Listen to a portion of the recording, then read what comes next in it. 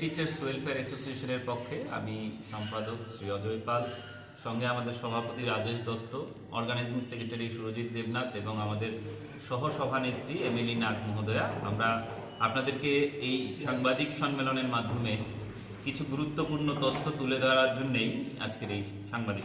আমি আপনাকে খুব অসংখ্য ধন্যবাদ জানাই সাংবাদিক বন্ধুকে যে এরকম একটি প্রশ্ন যেখানে আমরাও জড়িত।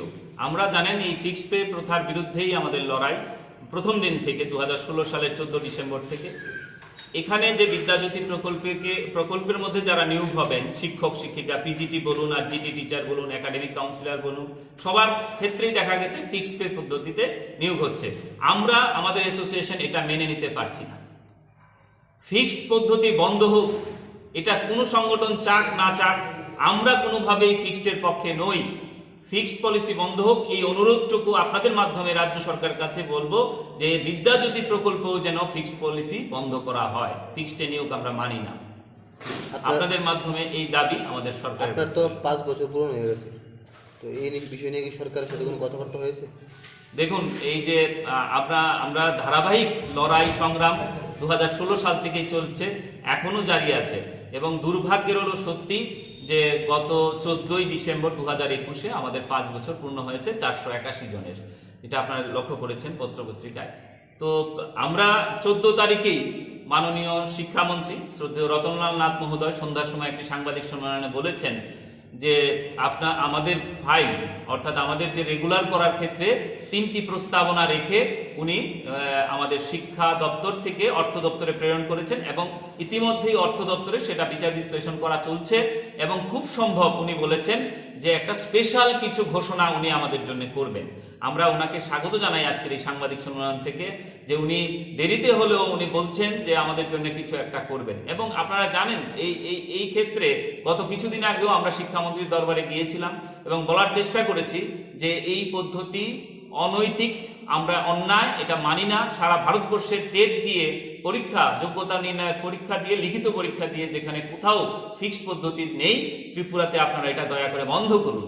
তো উনি বলেছেন যে যাদের 5 বছর হয়েছে তাদের প্রসেস তো অলরেডি চলছে, তাদের দেওয়ার জন্য রেগুলার, আর আরেকটা স্পেশাল কিছু ঘোষণা উনি অপেক্ষায় আছেন। এবং আমরা বিশ্বাস করি যে উনি বলেছেন 7-8 দিনের মধ্যেই হয়তোবা ফিনান্স দপ্তর থেকে মাননীয় ফিনান্স সেক্রেটারি এবং এখন প্রিন্সিপাল সেক্রেটারি এডুকেশন একই ব্যক্তি, সুতরাং ওই শ্রদ্ধেয় আমাদের সচিবের কাছ থেকে আমরা একটা সিগন্যাল পাবো, অর্থাৎ আমরা পজিটিভ দিকে এগিয়ে যাচ্ছি এবং মাননীয় শিক্ষামন্ত্রীকে এই ইতিবাচক একটা মেসেজ আমাদের শিক্ষক শিক্ষিকাদের মাঝে ছড়িয়ে দেওয়ার জন্য আমরা আন্তরিকভাবে স্বাগত এবং ধন্যবাদ জানাচ্ছি। সরকার তার যে উন্নয়নমূলক বিভিন্ন শিক্ষাক্ষেত্রে কর্মসূচি নিয়ে এগিয়ে চলছেন, তার মধ্যে কিছুদিন ধরে আমরা লক্ষ্য করছি বিদ্যাজ্যোতি প্রকল্প নামে একটি নতুন প্রকল্পের শুভ সূচনা করেছেন, যেটা 100টি সরকারি রাজ্য সরকারের বিদ্যালয়ে সেই প্রকল্প সিবিএসসি মডেলে হবে। এটা নিয়ে সমাজের বিভিন্ন শিক্ষানুরাগী মহলের মধ্যে বিভ্রান্তি ছড়েছে। এই বিভ্রান্তির অবসানে আমরা যেহেতু একটা শিক্ষক সংগঠন, স্বীকৃত শিক্ষক সংগঠন, আমাদেরও কিছু দায়ভার রয়েছে এই সমাজের বিভ্রান্তি দূরীকরণে। তাই আমাদের বক্তব্য, এই বিদ্যাজ্যোতি প্রকল্প একদমই সরকারি প্রকল্প, এখানে বেসরকারীকরণের কোনো দিক আমরা লক্ষ্য করিনি, যা সরকার থেকে এখন পর্যন্ত জানানো হয়েছে। আমরা লক্ষ্য করেছি এটার মাধ্যমে শিক্ষার গুণগত মান বৃদ্ধি এবং পিছিয়ে পড়া দরিদ্র অংশের ছেলে মেয়েদের সুযোগ করে দেওয়ার জন্যে। আপনারা জানেন রাজ্যের একটা সময় গত বছর 20টি বিদ্যালয়কে সিবিএসসি করা হয়েছিল। তার যা রেজাল্ট আমরা দেখেছি, তাতে লক্ষ্য করা গেছে যে রেজাল্টেও প্রায় 25% আপগ্রেড হয়েছে এবং সেখানে যারা ভর্তি হয় ছাত্রছাত্রী বিভিন্ন বাংলা মিডিয়াম স্কুলগুলিতেও দেখছেন, আবার সিবিএসসি যে 20টা স্কুল ছিল গত বছর, সেখানেও আমরা লক্ষ্য করেছি যে 25%-এর মতন ভর্তির রেট বেড়ে গেছে। গতবার যেটা ছিল 2556 জন, সেটা হয়ে গেছে এবছর 25,000, সেটা এবার এবছর হয়ে গেছে 26,000। মানে দিন দিন বাড়ছে। এই আগ্রহ কার? নিশ্চয়ই অভিভাবক অভিভাবিকাদের, যে আমরাও চাই আমাদের ছেলে মেয়ে যেন ভালো একটা পরিবেশে শিক্ষাঙ্গনে সে বড় হয়ে উঠতে পারে। তার জন্যে রাজ্য সরকার থাকতে পারে যে এই স্কুলগুলিতে কি ফি দিতে হবে?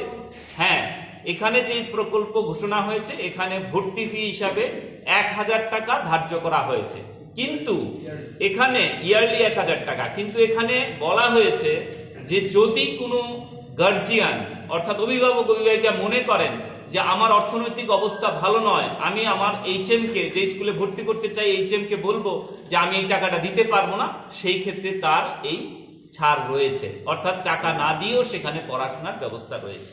সুতরাং এই বিভ্রান্তির কোনো অবকাশ নেই।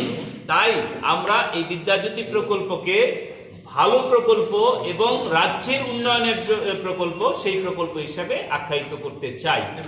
এমপ্লয়মেন্টের যে জায়গাটা তৈরি হয়েছে, আপনারা জানেন নার্স থেকে শুরু করে, সেখানে একাডেমিক কাউন্সিলর থেকে শুরু করে, লাইব্রেরিয়ান থেকে শুরু করে, বিভিন্ন আয়া থেকে শুরু করে প্রায় 1400 লোকের কর্মসংস্থান হবে আর কিছুদিনের মধ্যে। এটাও তো একটা বিরাট বিষয়। রাজ্যে 5-7 লক্ষ যখন বেকার, সেই জায়গায় 1400 লোককে যদি একটা প্রকল্পেতে নিয়োগ করা হয়, সেটাও আমরা ওয়েলকাম জানাই সরকারের এই সিদ্ধান্তকে, যে বেকারের জন্য একটা কর্মসংস্থানের সুযোগ তৈরি হয়েছে এই প্রকল্পের মাধ্যমে। আরেকটা জিনিস আছে, এই প্রকল্পের মাধ্যমে আপনারা জানেন যে রাজ্যের কোথাও যেখানে যেখানে স্কুল আছে, আমরা এতদিন জানতাম যে 1 কিলোমিটারের মধ্যে বেসারদের মধ্যে থাকা বিদ্যাজ্যোতি, যেটা কেন্দ্রীয় সরকারের ভারতবর্ষের বিভিন্ন রাজ্যে, বিশেষ করে সিকিমে 100% স্কুল, অরুণাচল প্রদেশে, উত্তরাখণ্ডে 100% স্কুলকে আজকে এই সিবিএসই কনভার্ট করা হয়েছে। কারণ কি? কারণ হচ্ছে এই যে শিক্ষা বিকাশ, আমাদের যে ডেভেলপমেন্ট রাজ্যের দেশের, তার জন্য ভালো মেধাবী সম্পন্ন ছাত্রছাত্রী তৈরি করতে হবে। আপনারা লক্ষ্য রাখবেন যে ত্রিপুরা থেকে যখন আমরা প্রতিযোগিতামূলক পরীক্ষায় বসি, আইএএস বলুন, আইপিএস বলুন, নিট বলুন, ইঞ্জিনিয়ারিং এর বিভিন্ন পরীক্ষা বলুন, বা এছাড়া রেট, গেট, স্লেট, এগুলি পরীক্ষাতে আমরা যতটা না কৃতকার্য হতে পারি, অন্য রাজ্যের তারা এগিয়ে যায়। তো এই ক্ষেত্রে আমাদের বিশ্বাস যে সিবিএসসির কোর্সটাকে রাজ্যের সরকারের স্কুলগুলিতে ফলো করার ফলে আমাদের সেই পরিবেশ তৈরি হবে, যাতে করে আমাদের ছেলেমেয়েরাও সেই প্রতিযোগিতা পরীক্ষার মধ্যে বসে তাদেরকে নিজেকে তুলে ধরতে পারবে। এই বিষয়টা নিয়েই রাজ্যের একটা ক্ষুদ্র অংশের থেকে, ক্ষুদ্র অংশ, একদম ক্ষুদ্র অংশ, যারা নিজেদেরকে বিভিন্ন সময় শিক্ষানুরাগী বলে দাবি করেন, তারা একটা অপপ্রচার, বিভ্রান্তি ছড়াচ্ছেন যে না, বিদ্যাজ্যোতি প্রকল্প মানে হচ্ছে বেসরকারীকরণ, স্কুলগুলিকে, ছাত্রছাত্রীদেরকে বেসরকারীকরণ। আমরা লক্ষ্য করেছি যে যারা এই দাবি করছেন, তাদের ছেলেমেয়েরা বিগত দিনে, বর্তমান সময়ে কোন স্কুলে পড়েন। দেখবেন আপনারা বেশিরভাগ খোঁজ নিয়ে দেখবেন যে প্রাইভেট, বেসরকারি স্কুলগুলিতে, সিবিএসসি অনুমোদিত স্কুলে তাদের ছেলেমেয়েরা পড়ছে, ওয়ারেজ তারাই তার বিরোধিতা করে। তাহলে কি তারা সেই ছেলে মেয়েদেরকেও বেসরকারীকরণের পথে তাদের ছেলে মেয়েদেরকে নিয়ে যাচ্ছেন? এই প্রশ্নটা আজকের এই সাংবাদিক সম্মেলন থেকে তাদের প্রতি রইল। তো আসতে পারবে এবং ভর্তি হতে পারবে, এটাকে রিল্যাক্স করে দেওয়া হয়েছে এই প্রকল্পে। এখন সাবরুমের কোনো ছেলে যদি মনে করে উমাকান্ত ইংরেজি মাধ্যম বিদ্যালয়ে ভর্তি হবে, সেখানে তিনি ভর্তি হতে পারবেন, তার ছেলেকে ভর্তি করাতে পারবেন। এরকম ফ্লেক্সিবল করে দেওয়া হয়েছে, ওপেন করে দেওয়া হয়েছে, এটাকেও আমরা ওয়েলকাম জানাই। এখানে টিউশন ফি নেই, টিউশন ফি এর কোনো প্রকল্প এখানে এই বিদ্যাজ্যোতি প্রকল্পে নেই। আপনারা জানেন সরকারি মাধ্যম স্কুলগুলির মধ্যে মিড ডে মিল থাকে, দুপুরের আহারের ব্যবস্থা, সাইকেল বিলি করা হয় মেয়েদের মধ্যে, স্টাইপেন্ড দেওয়া হয়, তার সমস্ত কিছুই, এই ড্রেস গ্রান্ট দেওয়া হয়, এই সমস্ত কিছুই বিদ্যাজ্যোতি প্রকল্প স্কুলগুলির মধ্যে থাকবে। সুতরাং ভয়ের কোনো কারণ নাই। আমরা ত্রিপুরা টেট টিচার্স ওয়েলফেয়ার অ্যাসোসিয়েশনের পক্ষ থেকে রাজ্যের আপামর শিক্ষক এবং যারা অভিভাবক অভিভাবিকা এবং যারা তাদের ছাত্রছাত্রীরা যারা স্নেহের, তাদের প্রত্যেকের কাছে আমরা বলছি যে নির্ভয়ে এই বিদ্যাজ্যোতি প্রকল্পে তোমরা আসতে পারো এবং এই প্রকল্পের মাধ্যমে তোমাদের জীবনের সুন্দর গঠন হবে, এটা আমরা বলতে পারি। কারণ এখানে একটা পরিবেশ তৈরি হবে, কো কারিকুলাম অ্যাক্টিভিটিস হবে, এখানে নিয়মানুবর্তিতা থাকবে, নাচ গানের জন্য আলাদা টিচার নিয়োগ হবে, সেখানে বিভিন্ন ধরনের সহপাঠ্যক্রমিক কার্যাবলী যুক্ত করা হয়েছে। সুতরাং এই প্রকল্পের পক্ষে আমরা, আমাদের সংগঠন, এবং আমরা মনে করি আগামী দিনে বিদ্যাজ্যোতি প্রকল্পের মাধ্যমে রাজ্যের ছেলেমেয়েরা পৃথিবীর দরবারে ভারতবর্ষের বিভিন্ন প্রতিযোগিতামূলক পরীক্ষায় নিজেদেরকে তুলে ধরতে পারবেন। আমরা এই সাংবাদিক সম্মেলনে একটা জিনিস তুলে ধরবো, আগামী 19 তারিখে 10 দফা দাবির সমর্থনে টিজিটিএ এইচবি রোড নামক একটি সংগঠন যারা নিজেদেরকে শিক্ষক সংগঠন বলে দাবি করে, তারা দেখুন কিভাবে আমাদেরকে ঠকিয়ে বঞ্চনা করে এই রাজ্যের শিক্ষক সংগঠনের নামে আসলে কি আদৌ তারা কি শিক্ষক সংগঠন সেই দাবি আমরা করছি। দেখুন এখানে 4 নম্বর পয়েন্টে তারা বলেছে, 5 নম্বর পয়েন্টে বলেছে 10 দফার মধ্যে যে 5 বছর হলে যেন একজনও অনিয়মিত না থাকে, তাদেরকে স্কেল প্রদান করা হয়, পূর্ণ বেতন দেওয়া হয়। তাহলে তারা কি চায় না যে এই 5 বছরের স্থির বেতন পদ্ধতি বন্ধ হোক? তারা কি শিক্ষক সংগঠন? তারা কি বামপন্থী আদর্শে বিশ্বাসী? তারা কি বিরোধী সরকারি সংগঠক? আমরা বিশ্বাস করি না। যদি না হতো, তারা এটা পারে না যে একটা বামপন্থী আদর্শের যারা বিভিন্ন রাজ্যে, পশ্চিমবঙ্গে বলুন, কেরালায় বলুন, ভারতবর্ষের কোথাও যদি এই লিফলেট যায় এবং সেখানের বামপন্থীরা দেখে, তাহলে লজ্জায় মাথা নত হবে। কারণ ভারতবর্ষের বামপন্থীরা আমার বিশ্বাস এই নীতিতে তারা বিশ্বাস করেন না। কিন্তু আজকে রাজ্যের দুর্ভাগ্য, রাজ্যের সমস্ত অংশের টেট শিক্ষক শিক্ষিকাদের দুর্ভাগ্য, তারা বলছে যেখানে আমরা লড়াই করছি 5 বছর ধরে এই পদ্ধতি বন্ধ করার জন্য, সেখানে গত কিছুদিন আগে লিফলেট প্রকাশ করেছে যে না, 5 বছর ফিক্সডে থাকা, এখানে থাকার পর যেন রেগুলার হয়। তো আমরা অনুরোধ করব আগামী 19 তারিখ রবিবার দিন তাদের যে গণ অবস্থান, ত্রিপুরার কোথা থেকেও কোনো জায়গা থেকে একজন টেট শিক্ষক শিক্ষিকাও যেন এই গণ অবস্থানে যোগদান না করেন। কারণ এই গণ অবস্থান চক্রান্তকারীদের, যারা শিক্ষক বিরোধী, তাদের এই ধ্বংস করা নীতির বিরুদ্ধে আমরা সবাই। সুতরাং আমরা চাই আগামী দিনে এই শিক্ষক ব্যবস্থা, শিক্ষা ব্যবস্থাকে এগিয়ে নিয়ে যেতে আমরা যে 5 বছরের পদ্ধতি অর্থাৎ ফিক্সড পদ্ধতি বন্ধ হোক রাজ্যে, সেই প্রকল্প জারি আছে, প্রচেষ্টা জারি আছে।